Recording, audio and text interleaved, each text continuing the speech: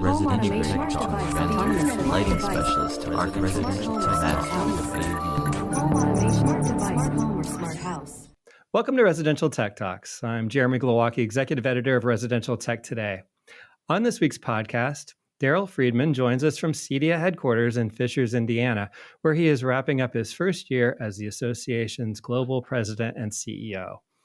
On the day of this recording, Daryl, along with the CEDIA board of directors and staff, hosted the association's annual membership meeting. The virtual event offered updates on CEDIA's progress in 2022, the financial status of the organization, and goals for next year. Today, we revisit some of those same topics and find out more about Daryl's first year at CEDIA. Daryl Friedman, thanks again for joining us today. Great to see you. It's a pleasure. It's a pleasure to wrap my year up with you, Jeremy. Thanks for having me. Well, it's an honor. And almost a year ago, you did join the CEDIA community. We spoke back at that time, and you became official global president and CEO. When you took that role, you were new to this industry, having come from the recording side of the business. But you went out on the road and met with many CEDIA members and learned what people liked and maybe didn't like so much about the association. During the year, you and your board set some goals and reworked the association's strategic plan. Now, when you look back on 2022, is there one specific accomplishment or set of accomplishments that you are most proud of having achieved? Oh, great question. I think a couple of things. One is being able to get out there and really meet our members from all over the world and hear from them about what they think CEDIA is doing right. And as you said, integrators and manufacturers in this channel are not shy. When we're doing something that needs improvement, they will tell me, and they did. And so that first 3 months of meeting literally hundreds of members on both sides of the pond at ISE all over the world and at Expo really informed a lot of the planning process that went back into our strategic plan and our value really to the community. So that was a very big highlight for me to hear directly from the members, and also to move some of the sort of the hidden gems and what were sometimes called the best kept secrets at CEDIA, move them a little bit more into the spotlight. The most recent one was the advocacy initiatives that we do, and you and I have talked about this in the past. It's so important. It keeps our integrators in business, and most of them don't even know what's going on behind the scenes. But if we didn't do the work, they would know about it, because one day they would wake up and be told they can't pull low voltage anymore because they have to have an electrician's license. So the work that the team here in government affairs is doing is so important. And that happens around the world. Work being done in the United Kingdom, in Australia, even in India. We talked to some Indian members about some advocacy work that they need. So moving that to the spotlight, really culminating at Expo, where we had the advocacy town hall, and we had a 7:30 breakfast on the first morning of Expo. We didn't know if anyone was going to come. 300 people came. It was standing room only, and really engaging conversation about this topic. So moving that to the forefront was really one of the most gratifying things from the first year. Were there any particular things or initiatives that you didn't really get off the ground that you had hoped would get started, that maybe still on that forward-looking plan for CEDIA membership and the industry as a whole? Yeah, I mean, one of the things that I knew was important, but I didn't really realize how important it was until I got out there and talked to our members, was the labor shortage. Now, of course, every industry is facing this, and we know that it exists. But this is an industry that really could do so much more work if we just had more technicians and more integrators. So while that was always a priority for me coming into the job, it wasn't until I really talked to these hundreds of integrators to find out how urgent it is. And it will be, even though the economy, some of the macroeconomic factors are changing, it's still going to be an issue.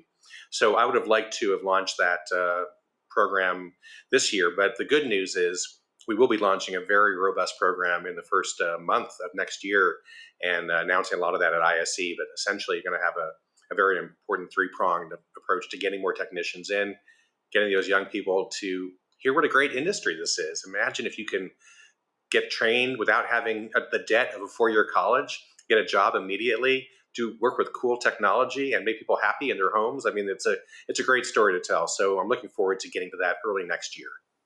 Yeah, and of course, labor shortages is something that so many industries and businesses are dealing with. So it's nothing unique to CEDIA, but it's a unique challenge because it requires that special training. So yeah, that's a great initiative. And we'll talk a little bit more about the future looking stuff as we get going here. But one of the things I wanted to touch on was that you sent out an email prior to the membership meeting where you kind of lined up some of your 2022 achievements and talked about the plans for the meeting. And you recalled an anecdote in there that I thought was really interesting about your first interview with the CEO search committee prior to being hired by CEDIA. And you told the committee that you felt that CEDIA was doing great work, but not a great job of communicating that work. And you mentioned advocacy, which is one of those areas.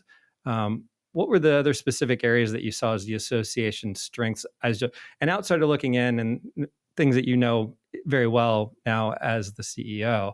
What were those other areas besides advocacy that really needed to be highlighted and promoted to the outside world more? Right. Well, I knew of CEDIA because I was working for the Grammy Awards organization, and we had actually endorsed CEDIA's high-res audio, immersive audio program training. So I was familiar with it. But when I talked to other people about it, they knew smart home, they knew technology, home technology, but no one really knew CEDIA outside of the people who worked literally in the channel.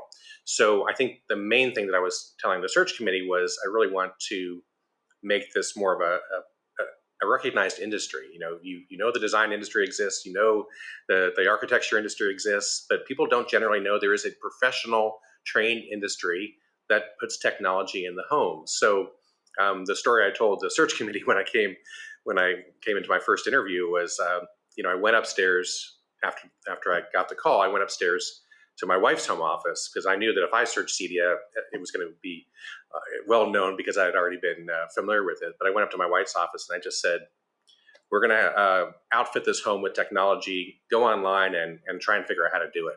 And I stood behind her as she searched, and CEDIA unfortunately never came up. So one of the things that I think is the key point of telling that story is to get outside of our channel, tell the architecture community, the building community, the design community, and the homeowner who's searching for these things, that there exists a professional community of integrators who are certified and trained. And if you're going to let anybody in your home, you want to let a professional in your home. So that's the story I want to tell. And that's the thing I think was maybe missing and that we're really working hard on in this year already, but next year you'll see much more of in terms of getting that word out. Yeah, I know that you've spoken and you mentioned in your letter the importance of communicating to that outside world, to the industry as a whole, and that a key to that was filling a role in your organization with the vice president of communications, Christine DeJoy.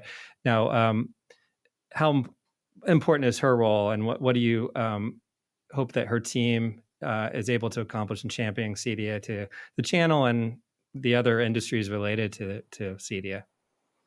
Yeah, it's critically important. It was the one hire that I wanted to make sure I did myself. And when I interviewed a number of candidates who were very interested in coming on board, I told them all, you will be joined at the hip with me because this is my priority, is to get this word out about CEDIA and about the people who make this industry so great.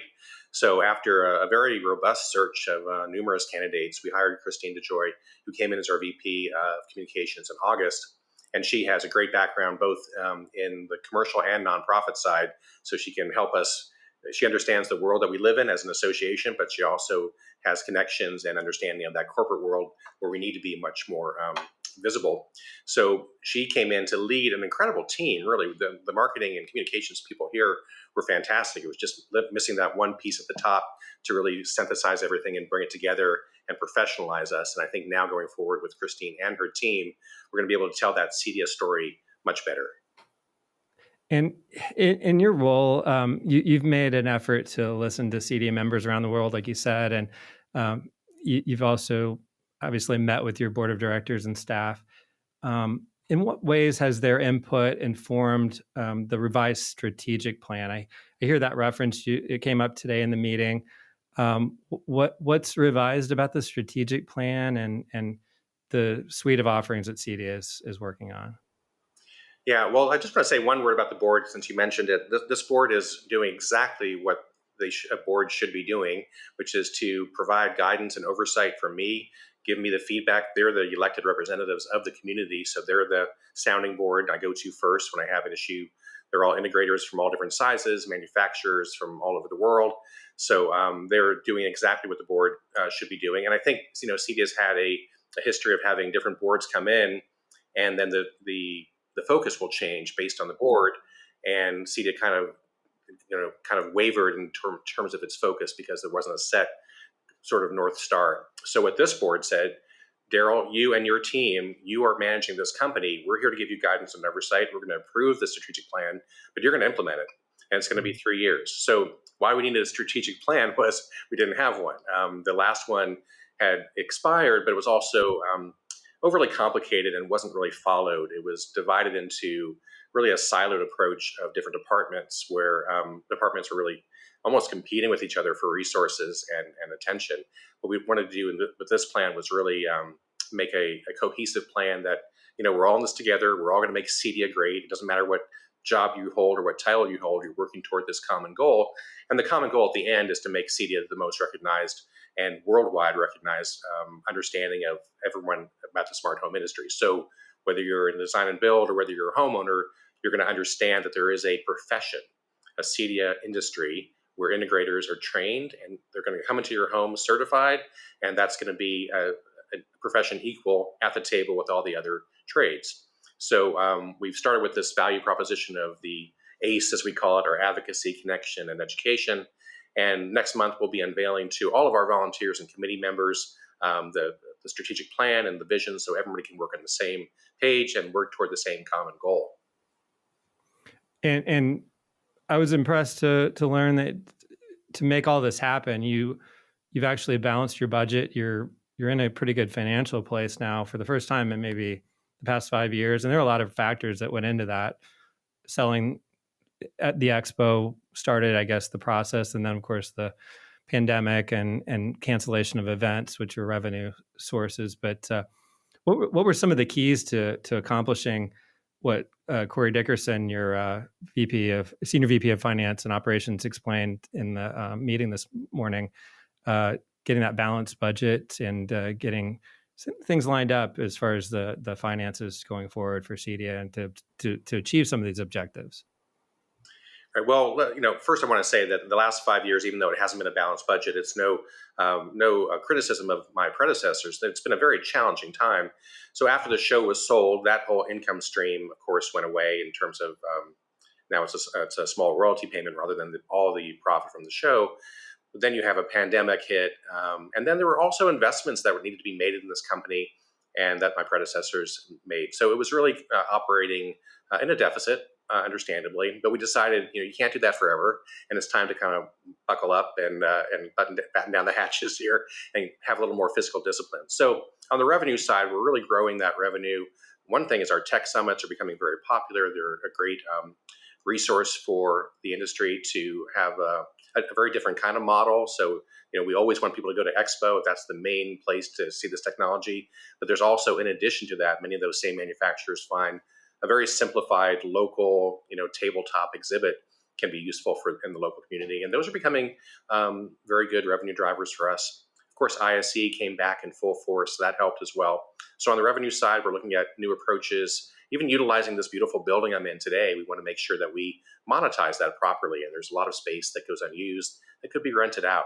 So that's one thing on the revenue side. But also on the expense side, we're just being a little more conservative in our spending. And, if you saw the car I was driving this week, you would understand what I mean by that. We're just being very responsible. We have a fiduciary obligation to our membership, utilize those dues in the proper way, and we're just being a little bit more responsive to that. But I think overall, you're going to see growth in CEDIA, both revenue and then the expenses will keep up as needed, but not exceed the revenue. Well, after the break, we will continue our conversation with Daryl Friedman. Do you want superior smart home automation at a great value? Shelly Wi-Fi relays by Alterco Robotics cover DC to line voltage, allowing you to control lights, outlets, appliances, garage doors, pumps, and much more. There are Shelly sensors and power measurement devices to help you measure temperature, humidity, lux, or motion, and electrical consumption from single wire to 3-phase with neutral. You can use Shelly with a licensed driver for Control 4, Elon, or other premium systems, as well as your customer's existing hub, voice assistant, or any platform that accepts REST, MQTT, or CoAP. Shelly can make IoT very easy. Available now at Blackwire, City Electric Supply, and Worthington, or at shellyusa.com. Welcome back. We're talking with Daryl Friedman, Global President and CEO of CEDIA. Daryl, you were mentioning some of the ways that you were kind of battening down the hatches, so to speak, and tightening the belt a bit on spending, but yet there are new initiatives. I guess let's talk about some of those bigger priorities for 2023. And you talked about workforce development. You hinted at some of those areas that are going to be introduced pretty soon, right after the first of the year. Can you get into a little more detail on how CEDIA is working to try to create a career path for folks coming out of high school, trade schools into the industry? Right. Well, as I said, we have a great story to tell. But what I didn't say, equally true, is we have great storytellers to tell that story. The integrators, when you talk to any integrator, they're so inspired and excited about the work they do. What better ambassador could we have than the integrators themselves? So we're going to partner with them. We're asking every integrator to take our toolkit that we've developed. It's going to be simple. We're going to give you everything you need: how to contact a school in your area, a toolkit, a presentation to present, even a cool video that's targeted to the 16, 17-year-old demographic, and tell them what a great opportunity this is to join. And I've been testing this around whenever I talk to integrators around the world. Some of them will say, really, I'm too busy. I love CEDIA and I want to, do what I can, but I maybe not using the suite of offerings that CEDIA is presenting because I'm so busy. And then I'll say to them, what about doing this? What about going into a school and presenting this presentation to students? And to a person, every one of them said, tomorrow. Give it to me. I will be in that classroom tomorrow. They're so excited about that. And so we officially announced this in London at the UK Awards for CEDIA.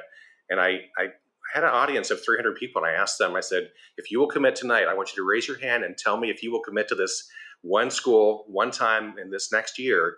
That's 30 students. That's 100,000 people.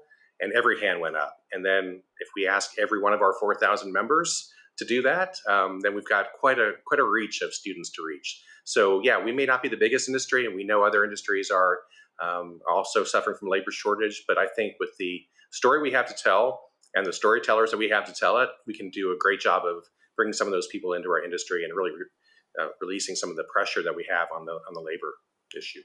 I think that's a great spinoff of what CEDIA has been doing for years, which is the presentations to the associated trades, like the architects and builders and interior designers, and having sort of a set sort of train the trainer program to go into those spaces, and have lunch and learns, that sort of thing, to take that and adapt it toward that younger audience, that potential trade group. It seems like a natural fit. Really a great idea there.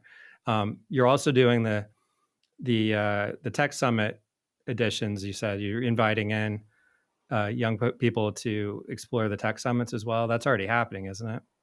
Yeah, it started a little bit. So the initiative I just spoke about, going into the schools, that's really one prong of a three-pronged approach to this new workforce initiative. The second is the Tech Summits. We are in local communities, so why not use those as career fairs? And this is all over the world.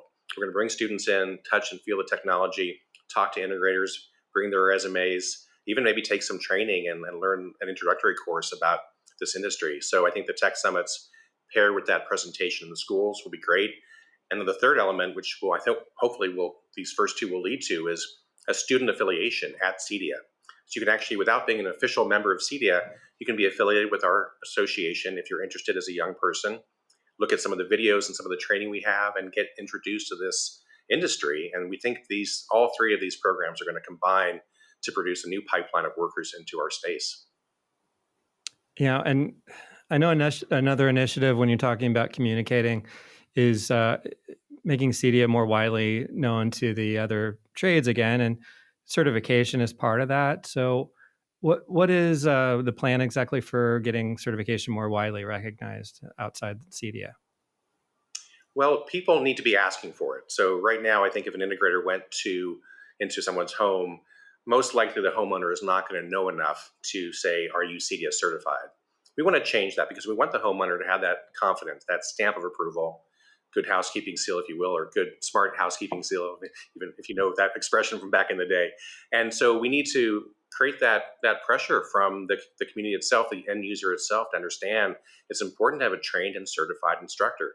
So we are going to be, that's all part of this campaign to reach the consumers, which I know is a very tall task, but not so much these days as it would have been even 10 years ago. I mean, CEDIA is not going to buy a Super Bowl ad or a World Cup ad, but now with the way this is today, you can use very sophisticated SEO approaches, and the consumer is going to be online searching for this technology or someone to install it. We're going to be there to pop up and say why they should ask for a CEDIA certified technician to come into their homes. Once that happens and more people start asking for that certification, the same way you'd want to see a plumber be licensed or electrician be licensed, you want to see your integrator be certified. So once that starts happening, we think there'll be more incentive for the community to become certified, and that's good for everybody.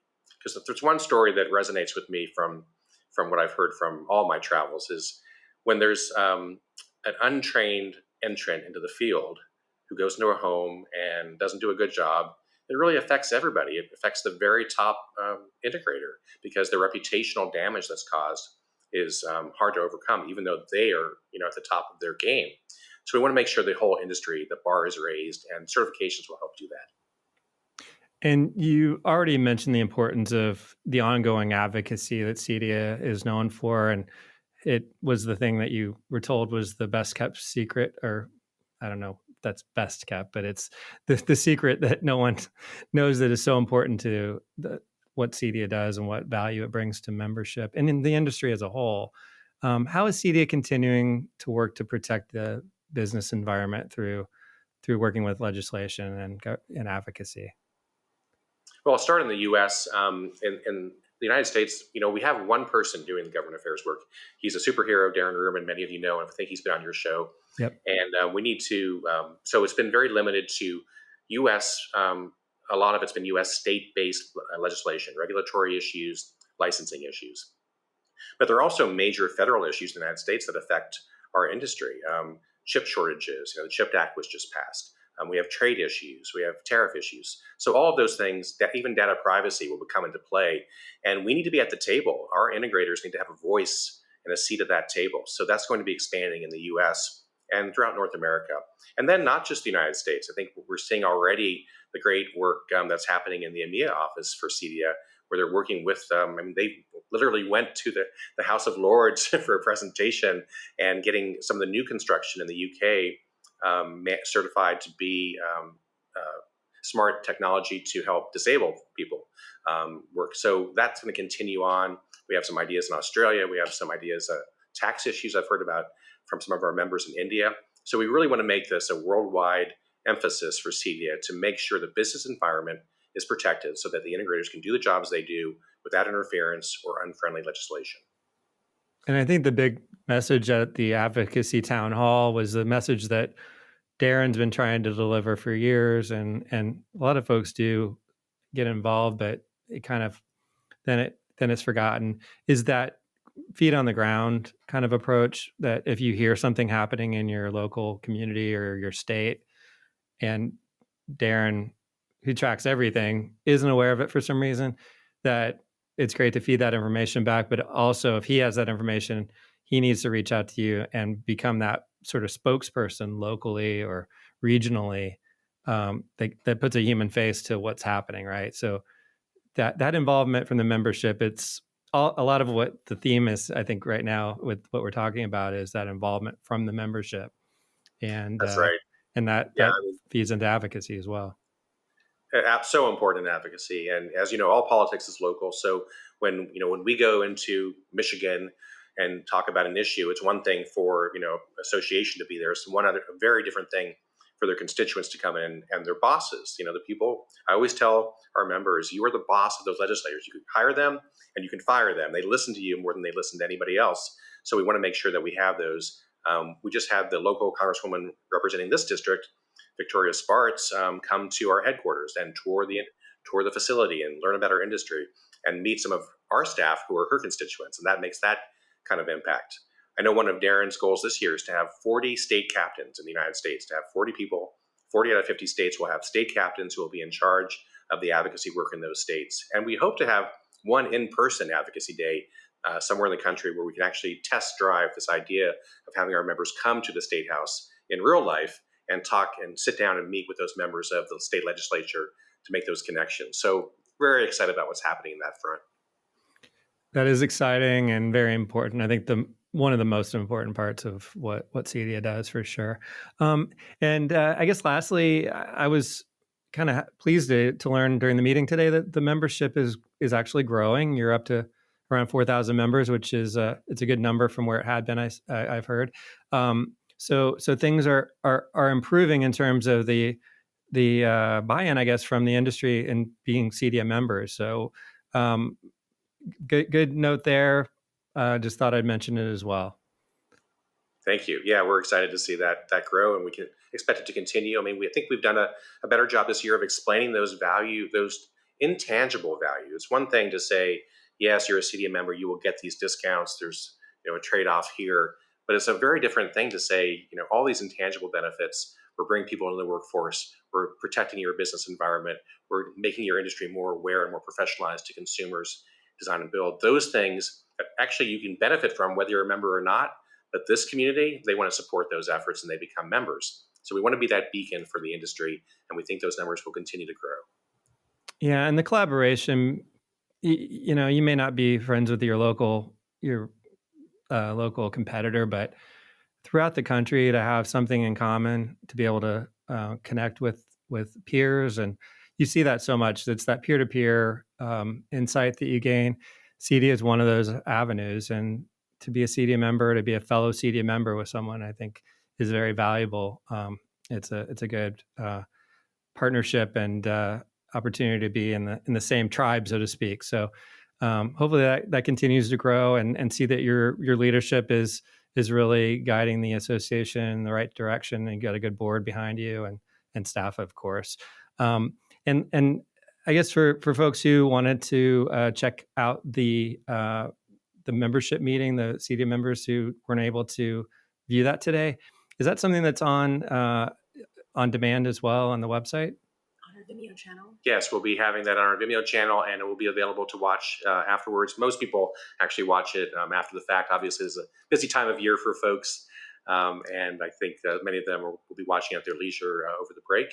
And as I announced today, we'll be turning that annual meeting into something live at ISE, and we'll also have that on demand as well. But we hope to have more of an interactive and in-person version of the annual meeting starting next month. Well, that's great. I'm sure folks will appreciate that at the ISE conference, and it'll be great for you to get to connect with people in person a lot more. So good luck with the coming year. I know we'll connect there at headquarters after the first of the year. Did this one virtually one more time just so that I had the right recording equipment and everything. But look forward to coming by since I'm not too far away there from Fishers, and we'll catch up after the holidays are over. Sounds great. Well, thanks for having me on, and I wish you happy holidays. And anyone who's watching from our community, thank you for all of your support, and very happy holidays to you as well. Daryl Friedman is the global president and CEO of CEDIA, the trade association that we all know and love. You can learn more about CEDIA at cedia.net. That wraps up today's show. Special thanks to Pretty Easy Podcast for producing and editing this episode. If you're new to Residential Tech Talks, please subscribe to the weekly podcast on your preferred platform and consider rating or reviewing us on Apple Podcasts or Spotify. Also, check out all the latest residential tech news at the magazine's website, restechtoday.com, where you can also subscribe to the print or digital magazine and to our Tuesday and Friday email newsletters. Until next time, please stay safe, stay inspired, and let us know if you have a great story to tell. Residential Tech Talks, autonomous lighting specialist to Residential Tech Talks. Home automation, smart device, home or smart house.